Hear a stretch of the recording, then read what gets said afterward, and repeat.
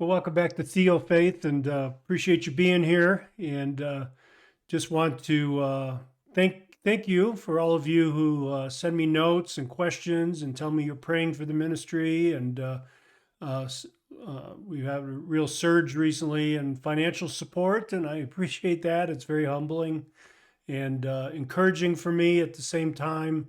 And to think that the Lord is using this online ministry in your lives to encourage you, to help you stand firm in difficult times is, again, just kind of amazing to me and humbling at the same time. So I do thank you. It's really is sincere, and I'm glad to be able to serve the Lord by serving God's people. So I'm pleased to serve you. Today we're in Psalm 62. I call it Self-Counsel. Self-Counsel is the title I gave. Let me ask you a question, kind of a personal question. Do you ever talk to yourself? Sometimes maybe you've misplaced your car keys or your eyeglasses, and you're wandering around the house and muttering to yourself, "Now, where did I put those? What was the last place I had them? Where was I sitting the last time I knew I had those things?" Or maybe you talk to yourself about more serious things. Maybe a problem comes up in your life or a challenge, and your thoughts are, what am I going to do? And how am I going to stand this again? How am I going to cope with this? And that's kind of like what we find here in Psalm 62 as you read through it. David is, I say, counseling himself. He's kind of talking to himself, muttering in some ways. He seems to be facing murderous and treacherous opposition. We see that in verses 3 and 4. And his oppressors, the people who are against him, are influential and respected men. We see that in verses 9 and 10.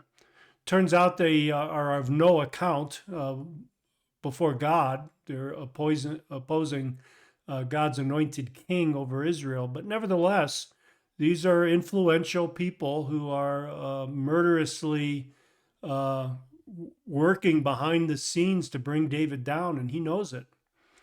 And David is kind of counseling himself on what to do. It's not a bad practice, really.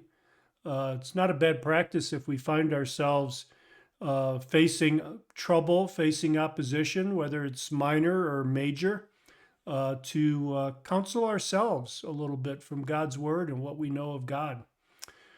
So what does David say to himself? Well, in verse 5, he counsels himself to wait in silence for God. And then out of his own experience, David's a good king. He's a good leader. He cares about his people. He wants them to be able to stand firm as he stands firm. And he counsels them to trust in God at all times in verse 8. So we see this progression from David's problems to self-counsel to teaching others, letting others know what he's learned. And as you go through the Psalms with me this year, let me just put that kind of a challenge out there. We haven't got to the here verse yet, but let me just put a little bit of a challenge out there that if you learn something that's useful for you, useful for your worship, useful that adds to your wisdom, useful in the sense that it gives you some insight about God or some encouragement in a problem you're having. Well, that wisdom is for you, of course, but it's also for you to pass on to others. So perhaps as you learn things from these Psalms, you can pass that on to other people in your life or other people that the Lord brings across your path that might need to hear a word of encouragement, and that word could come through you. I know there's some groups of people who watch these videos together as a group and then discuss them among themselves, either face-to-face or they get online and use one of the many online conferencing tools to discuss it among themselves and encourage each other. So perhaps you could start a group like that as well. But my point is that, like David, emulate David. Don't hold these things to yourself, but give them away. Give them away. So let's take a look at the here verse. It's way down in verse 7. O God of my salvation and my glory, the rock of my strength and my refuge in God. Let me point out something here. In my Bible, I encouraged you last time to be reading your foreword. Well, if I look in the first part of my Bible and see what the editors have to say, one of the things they tell me is that when I see a word like rest in my Bible, when I see that word written in italic font, that means that the editor has added the word. It's not in the original Hebrew text. They've added it in order to make it more understandable or more readable. So you may have something similar in your Bible. So that's important to note that as we go through this. So let's talk about the here verse. First, let's highlight and explain it. So we've highlighted it. Let's explain it. I think David here is stirring himself up to remember how God has been his salvation. Now, don't jump over that verse, salvation, from a New Testament perspective, from the perspective of a Gentile reading the New Testament. And in light of what the New Testament tells us, we know and we count on a really spiritual aspect of salvation in our lives, that he's going to save us from the penalty of our sin.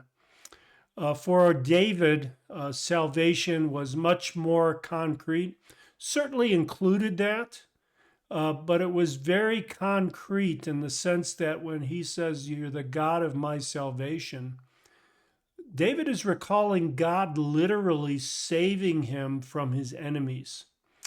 And his enemies were many. He had Saul and his whole army after him. The Philistines were after him.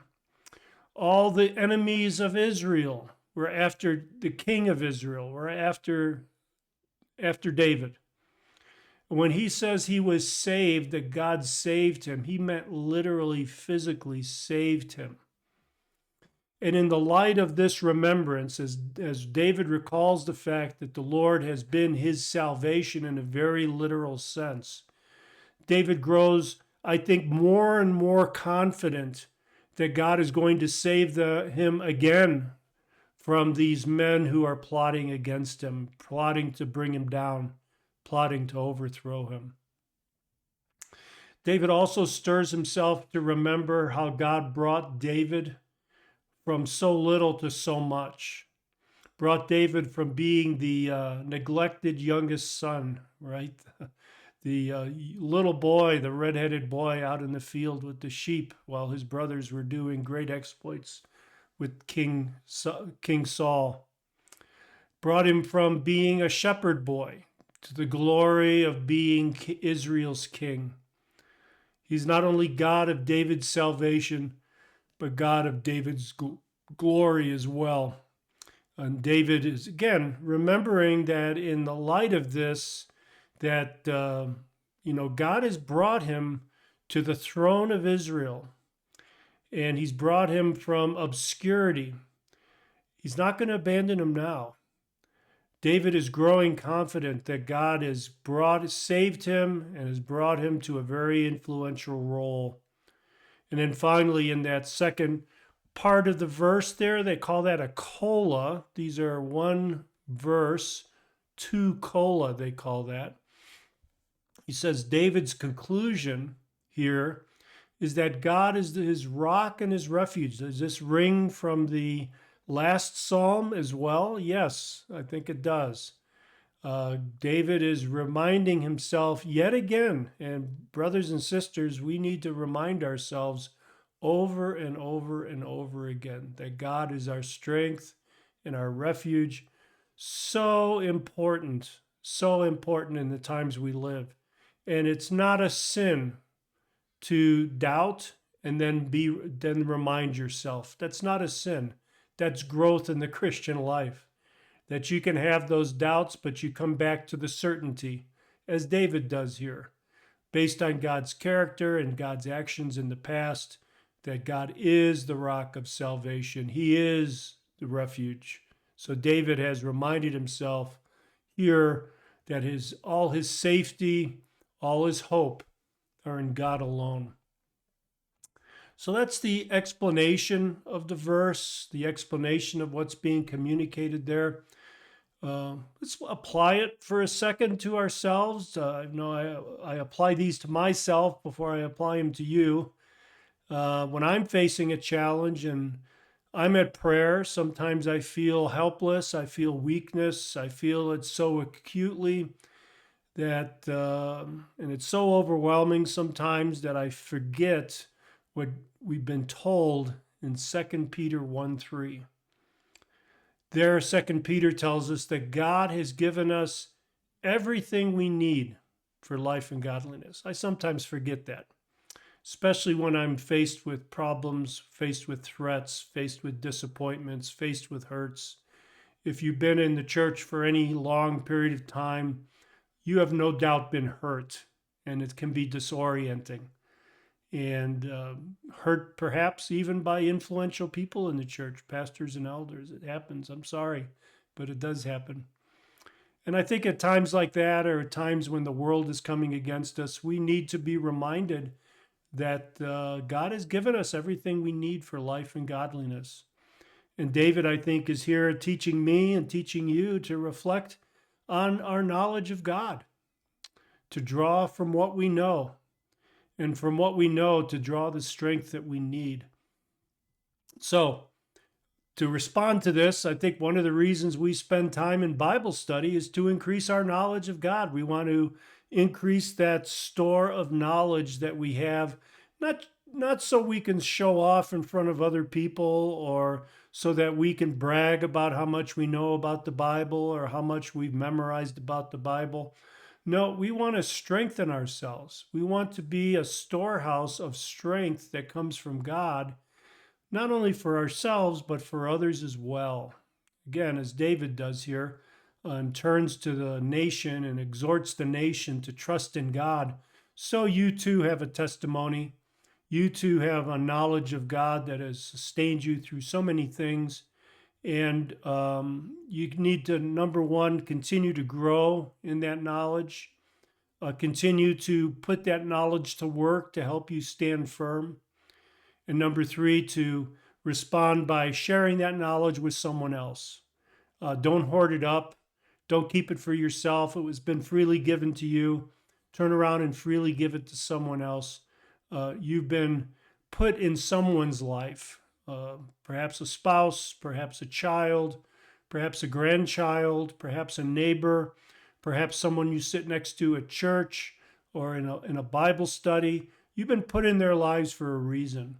And the reason is to encourage them in the Lord as you've been encouraged. So I encourage you to do that, brothers and sisters. I've been going a little long. I'm looking at the time here. So hopefully this is useful to you. I pray that God is putting this to work in your life as he puts it to work in mine, and that you will, like David, stand firm when people come against you, and they will. God bless you.